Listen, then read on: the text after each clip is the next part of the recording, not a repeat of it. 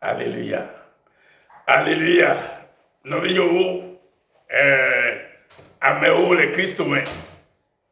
Amegbetɔ ƒomia katã ate si agbeya.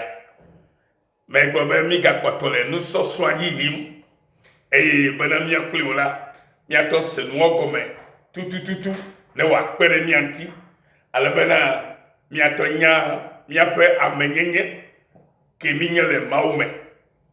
Elabena be menya wo amenyenye le Mawu me o la eɖi afu. Ɖeko woanɔ flu ɖe ŋuti gbe sia gbe. Ɖeko woanɔ gbadawo ɖe ŋuti gbe sia gbe eye wo kristotɔ nyenye la atrɔ va trɔ zi tsagalatsala le hawo me le tsetsiwo me eye manya ameƒovi ke tutu enye le Mawu ƒe ŋkume o.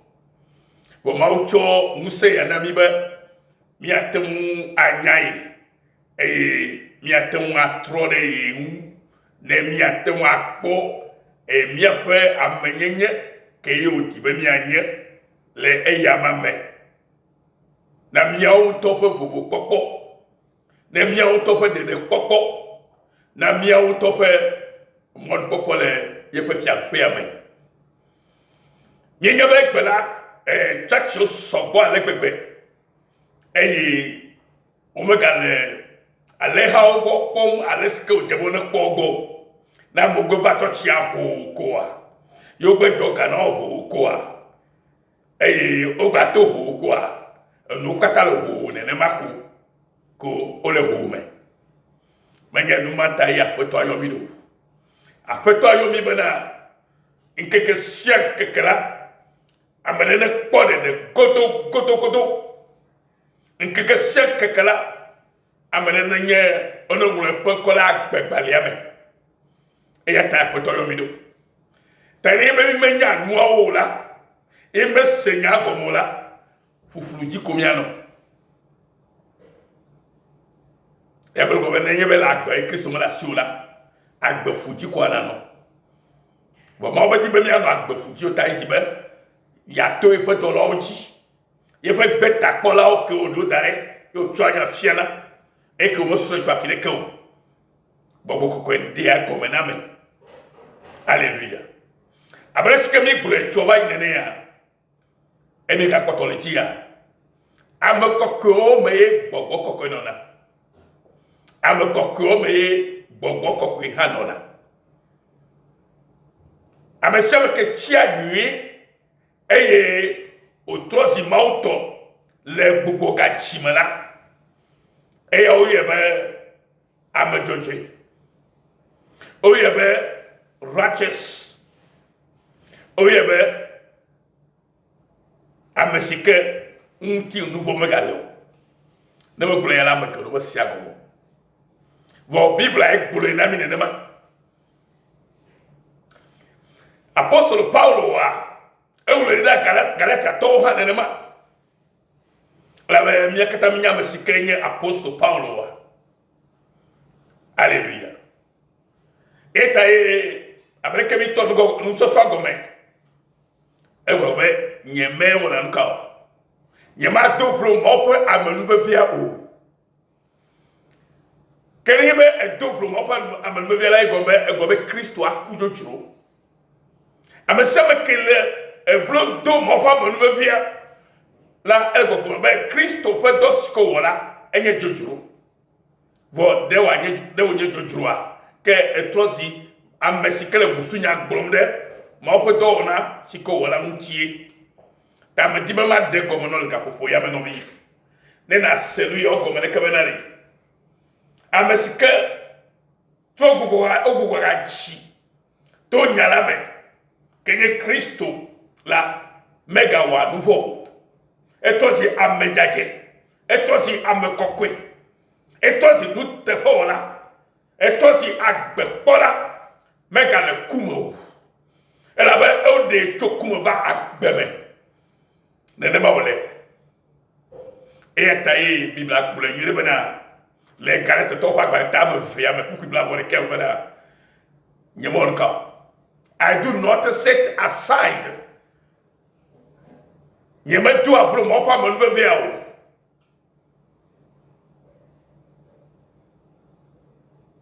For if righteousness comes through the law, nebe jodoyinya et salame ya tovala. Que Christo kujojo, then Christ died in vain. Voilà, Christo de kujojo. Ah oh, kujojo. Den ye protae. Ta ejeba ye kumi anyanya ya.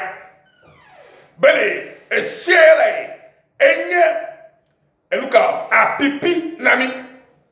Bele ya promi la Christo baba wa tomi womi amekokeo le Christo me. Et ta Bible a qu'on a mis bele novio. Que esimienya bena oma chua afiane amecho selape do omo ola enye sia novie bena oma chua afiane amegbeto adeke to selape do omo o na enye sia la maga dovlo Christopher amenvevia o ala nyabale Christo la amenuve ke choba ne nyabale oya matem we oye nuko bobo vonu go be untete mala sio atem we o e gamala sio atem fleu vo o cheba no gratuitement o cheba no ke me tu fere ke ta vo mo mutibo ala bana no siketa mo tu foro no mal go be alo si be ala vlo do mo fa me ve ne vo mo be mi ga do fle pa me ve o et apostole Paulo bulle ni na banade ye me tu avro mo fa me ve o ela bena ni be jojo nyenye ke ya to sia me jojo e cho sia me bala ke e de sabe Kristo ku jojo na mi atemu awe to e sia me ye mi akpa mi to sia me jojo la ke me hia be Kristo da gava me hia be mau to le diva mi akpo ke mi ma atemu awe o tala ye na be mau diva mi akpo ke mi ma atemu awe o tala ye na be Kristo mau to de do ke fia ntila me. Hey, on va tomber un peu de voix pour Katari. Et t'as vu, beaucoup la mibana. Te esimienya esiabenade. O me chua afiana ame chua sanapedo omo o. Que bon to Christo Yesu qui croisse me edeko. Manyele sikala baba jembe ya wore siaji yele wode de poponaka o. Donc, tu as Christo là, elle dit, mais tu as tête tombe là, il est à béton genao. Elle avait moussama que le Christo mais là, il est le honbe azon, le nouveau ciment. Et à toi, c'est à mon Dieu. Et tu as dit, que est-ce que bena, on me chua afia na amecho selape do homo. Que bon to Yesu Christo ji hose me de kol untila eyata miyaoha miyeho Yesu Christo miyaoha mi ho Yesu Christo jise bena wacho afianami to Christo ji hose me eye menye to eselape do homo o. Praise the Lord. Galate to fa gba ko de gbo na mi lo. Quand on va table et praise the Lord. Que mini azobere. Mi maga do from fa me viola. Que azonye be mi jesi sabana. Manya do me yo tu afia na mi lo. Manya pastor aga gbagba.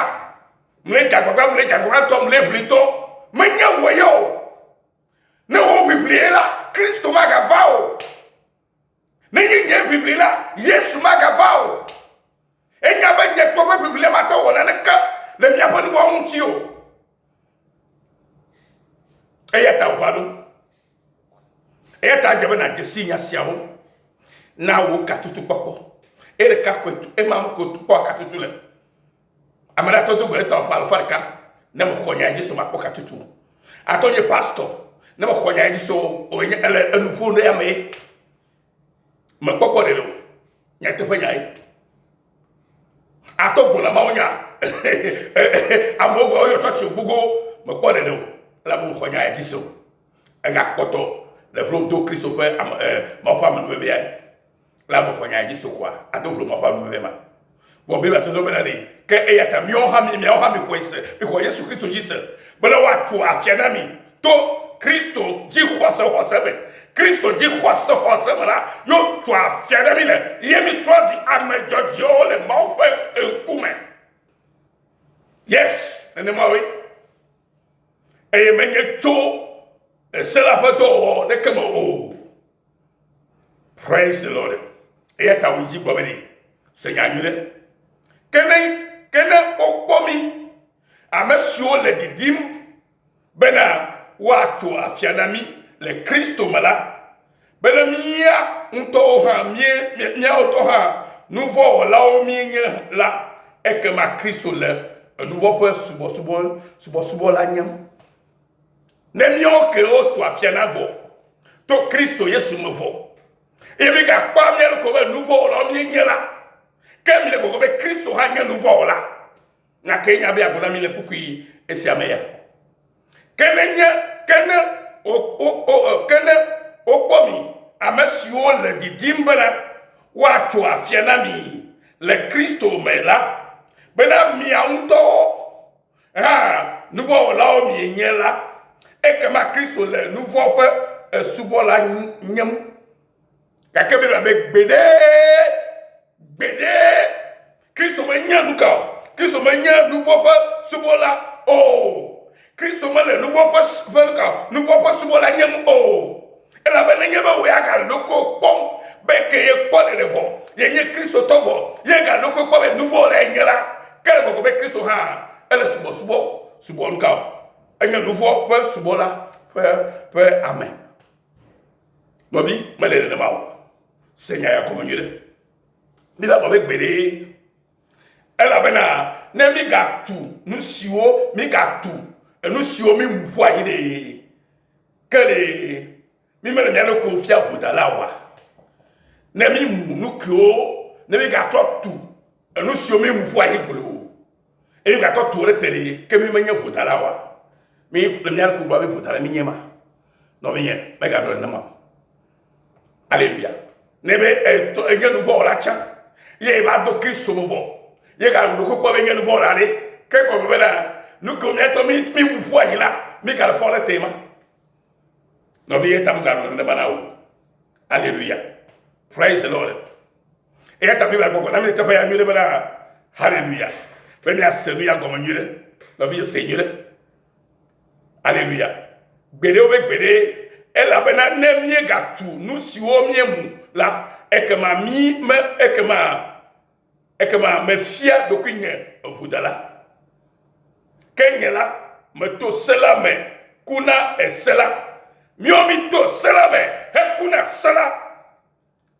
Bene, miano agbe namao. Mito et cela déjà mis à nouveau là et to mamala mi kuna cela bena mi atosi mauto asuba maule nya to gokome no wilo to mi le nya comme ça nama mauna ila bele comme ça le Yesu Christo kon kwaji amen elle veut venir mi asa du yokome et nya nya Christo tos que suba la maule nya to gokome azon. Et ta ego be mi akple Kristo o klade atichoga ye gomede nye be enye ewo emina mi ape nouveau o klade atichoga ple Kristo ele be Yesu Kristo menye nouveau la o mi ape nouveau yo ho ye gobe mi ape menye ho kenye nouveau pa amenye la o klade atichoga ple Kristo e comme Kristo ho. N'a pas mené que nous ne voyons pas amener là, il a dit au ganti, ben il y a un homme à Jojo Azo, que n'y a pas de loco, pas de Jojo le Christ avec Beregola, et le Boussounou, et nous m'avons dit le Jonah à Fotoimo, il y a comme un trône au Jimegbe, n'a de pop que le Christ Yesu, n'a à me béton pour mon catan, il y a Moussa, Bobo, quoi, Moussa, me bleu à Majoya. Amekoko eme bokoko nona amekoko e bokoko kuna wa e kuna eta e bla ko be amesio ma ofo go la wa onye ma ofo fio ma ofo go kuna wa ye ka busunya go le Kristo tia no vile avenye se nu yo ko nyire Alléluia. Au clam yakle Christ de ating. Nyekple yo fe nouveau fe ame pa menye yo klati chukam. Eya tamela agbela. Ka ke menye ganye nye le agbe o. Na la agbela menye we ga la agbe o. Wa menye ye nouveau fa menye lo klati chukam ti wo. Menye we ga la agbela nouveau fa menye mama o. Que amenye ya tosi le Christ me. Eya taratan bla avec apôtre Paul brene. Bena hallelujah. Mais le agbe azon ga kemenye me ga nye le agbe o que bon Christo ye le agbe le menye que nous si fait agbe me le mti la me azola me le agbe le maovi si l'homme et yo choye un todo kuinade daniela fait ji khose me galata tofa gbale etave pour que oui a terre bla ferme. Non vi e kwa do ku ne ma be nyate fe ye manye ye gba la gbo wa ke le no la o yiro kaka le Yesu Christo on come. You are blessed. Tu es vraiment béni au nom puissant de Jésus-Christ. Que la paix de Dieu et l'Esprit Saint qui est notre consolateur, qui est notre directeur puisse te diriger à partir de ce jour. Pour que tu puisses connaître la vérité qui a franchi l'homme du péché pour l'éternité. Au nom puissant de Jésus. Amen.